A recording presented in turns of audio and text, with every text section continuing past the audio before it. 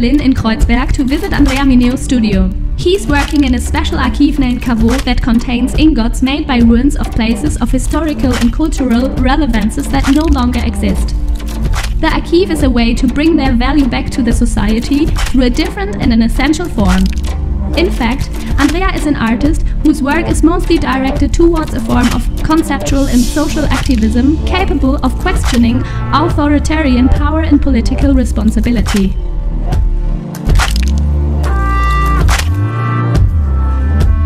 How's the sound? On 2014 you have started a project called Caveau. Tell us more about it. Yeah, of course. I could say Caveau is a non-conventional archive, containing ruins instead of gold ingot, but contains also films, interview and video documentation I shooted of the monuments that no longer exist. Among these are the ruins of Dahara Tower in Kathmandu, Nepal, the historical archive of the city of Cologne, the Azur Window in Gozo Island in Malta, the Temple of the Night in Milan, the Immeratu Dome in North Rhine-Westphalia state in Germany, Consono province of Lecco in Italy, and many other places. I could say that this archive is a way of preserving the memory of absence and giving a recognizable form. You know, in this small ingot, I could recognize in the same time absence and presence of the place that have touched our history. For example, as Andreas Hüssen, a professor of German and comparative literature, he said, "In the body of the ruins, the past is both present and yet no longer accessible, making the ruin an especially powerful trigger for nostalgia." In the past you have also worked in this direction, haven't you? In the past I was more sociable, I will say. I made many projects with participation of group of people such as MACERIE, that means ruins in Italian language. In MACERIE, historical buildings left to neglect for political and economic issue, whatever, were brought back to life and also brought back to society in a way. We have organized many cultural events, performance. So we have engaged not only artists but also, you know, a whole variety of people living in that neighborhood. I made a group of artists and the begins we managed to clear away a 15th century palace of Palermo city named Palazzo Barlotta di San Giuseppe from the debris illegally dumped inside it. I remember the day after the exhibition. I was threatened of death and later beaten up by mafia family that lived on the same building. Because obviously the project was bringing the interest of too many people in that place. But despite this, we continued the project, and at least I earned respect from the neighbor. But it was hard, I remember. It took me like 3 years where I had to deal every day with them, you know. But in the following month, what is important, we have partially renovated the building and we creating a co-working that is still active. Now, Caveau is a kind of different from the other project I did in the past. I will say honestly, it has more loneliness compared to the MACERIE project, simply because in a way I do everything by myself, and that's why I need a lot of energy, time and money for the trips. There is a big part of the project, for example, based on research that include many trips, interview with local people, organization of the documentation material, editing of the video, and of course at least creation of the ingot sculpture. What about the sculptures? For the ingot sculpture, I usually use a mold through which I make a concrete cast that has a shape of ingot, and inside of the ingot I put a very little quantity of ruins in terms of grams. The ruins came from the monuments where they existed before the collapse. The ingot sculptor have the task of keeping the ruins inside, and the Caveau keeping the ingot unsafe, like for example a bunker or the Barbara Stolen archive. Barbara Stolen is an underground archive located in a disused mine near Freiburg in Germany, intended to preserve Germany's cultural heritage from man-made or natural disaster. And Caveau is a particular archive because instead of containing prestigious document or object or gold ingot, it contains ruins that I personally went to pick up in different places. I saw that every ingot has a different gradient of color and sometimes also a different shape. Can you tell us more about it? Even if each ingot came from the same mold, they have a mold different from each other. That's because I act on the mold to modify the shape, or after, when the form is dry, I add or take away some material from the original as a sculptor. I think this is the way to realize this dichotomy between absence and presence. And where these ruins come from? I've been in many places recently here in Germany.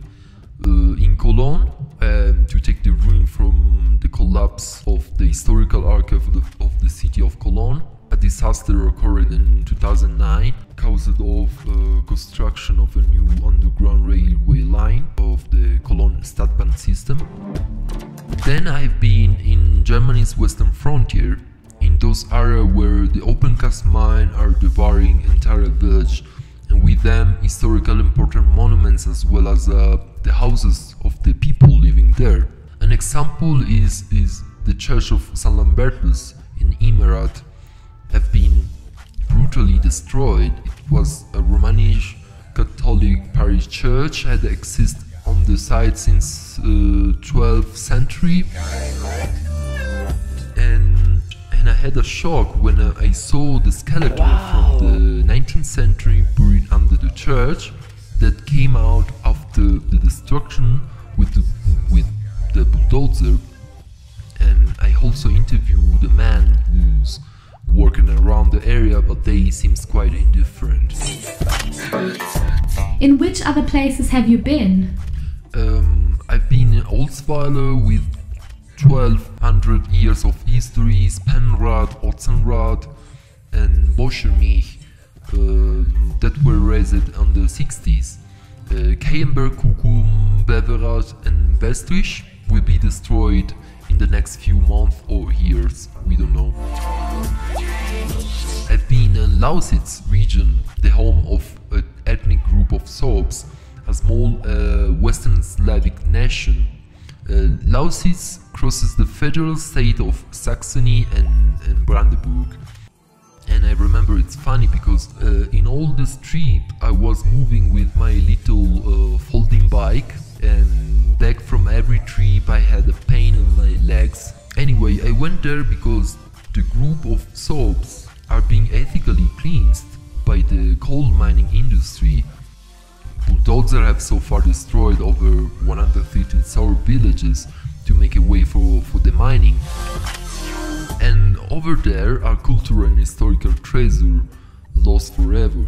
Among these are the village of Proschin, Velzog and Orno that had the origin on 13th century and being destroyed on 2004. I knew that you were also in Italy and in Malta. What brought you there? In Italy, I've been in Consonno, Lombardy, province of Lecco. The story of this place is quite bizarre. In the early 60s, when Italy was experiencing economic boom, an enigmatic entrepreneur named Mario Bagno brought up the entire medieval town of Consonno and forced the small population to relocate before raising the entire settlement. Then began building a sort of Las Vegas called the City of Toy. In few years he built a shopping mall, restaurant, ballroom, luxury hotel, commercial gallery with the shape of a Muslim minaret. There were Chinese pagodas and a fake medieval castle that is still there. I saw some postcard made for the tourists. So funny.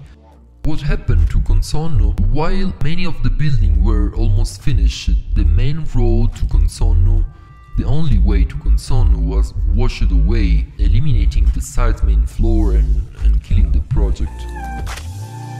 And how Consonno look like nowadays? Now Consonno is abandoned under decades of neglect and graffiti. In which places in Milan have you been? Yeah, in Parco di Villa Finzi, a garden owned by the Count Battiani in the 19th century. And there are two neoclassic temples, one which on the surface the Innocent Temple, and the second underground named the Temple of the Night. And I went for the Temple of the Night. This type of architect is almost forgotten, and rare today are existing examples. The Temple of the Night was used for Masonic rites and is the only example in Lombardy. In spite of that, today the temple is neglected and almost destroyed. Tell me about Malta and the Azure window. Why have you been there? The place is different from the ones you worked with before. It was a natural place destroyed by erosion and heavy storms. Unfortunately, this is not completely true. Nature itself was not the only cause of Azure window collapse, because an illegal use of explosive at nearby inland sea, it was confirmed by a geological and geotechnical report on 2016. An explosive material was used to do rock cutting in the tunnel leading to the inland sea for widening the entrance to allow larger boats to sail through. Therefore, on the one hand, a study in 2013 said that erosion is inevitable and the Azure window will stay at least for 1 decade or more. On the other hand, a report said that use of explosive material have had an effect on the already weak structure of the Azure window. So, I think manhand played an important part in the destruction of Azure window. I was wondering, how did you get the idea of this project? Imagine you, for example, return strolling after many years through the city where you grow up. The city for years have been occupied by the war, and nothing that previously existed as a house, churches, schools or museums exist anymore. Nothing. Just an indistinct heap of rubble and so much desolation. Well, so what happened to your memory once that everything is gone? Nothing where you spent your childhood no longer exists. I personally experienced this feeling, fortunately not because of the war. Last year I returned to my hometown while walking along came across a totally changed landscape. I remember well the shock I felt when I saw the rubble of elementary school that I attended as a child, and it was terrible. I asked someone and someone told me that the cause was a structural problem. The school was vacated in a short time. It was abandoned. Then the fire inside, act of vandalism perpetrated during the last year, and then the end, the collapse. It was terrible to find my school, the place of my childhood memory, in a pile of blackened rubble. I think nostalgia only serves if we can learn a lesson from the past and apply it into the future. Do you know any other projects similar to yours? Yes, of course. Today there are various initiatives to preserve degraded historical sites, but honestly have never appreciated this type of activity, perhaps because the state, this is most of the time the cause, want to in a way remedy the damage, and in most of the case it does so bad or clumsily. The United Nations agency, for example, UNESCO, safeguard the landmark or area that has a cultural, historical, scientific or other form or significance. And I think the big monuments are already well protected. What we lose every day are a small piece of beauty that no one care about. I think, you know, the faraway city or the place so difficult to imagine as important cultural center, we losing every time a little piece of beauty in these places. So in a way, Caveau intended to work on this black hole where places of social and cultural importance disappear every day because of the company like a Vattenfall or FWE want to expand their open Minecast, for example.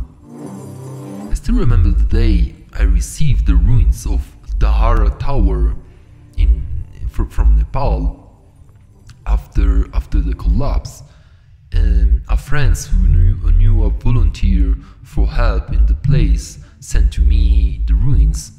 And when I opened the jar and I felt enveloped to a huge energy, the energy of the tower, the energy of its absence,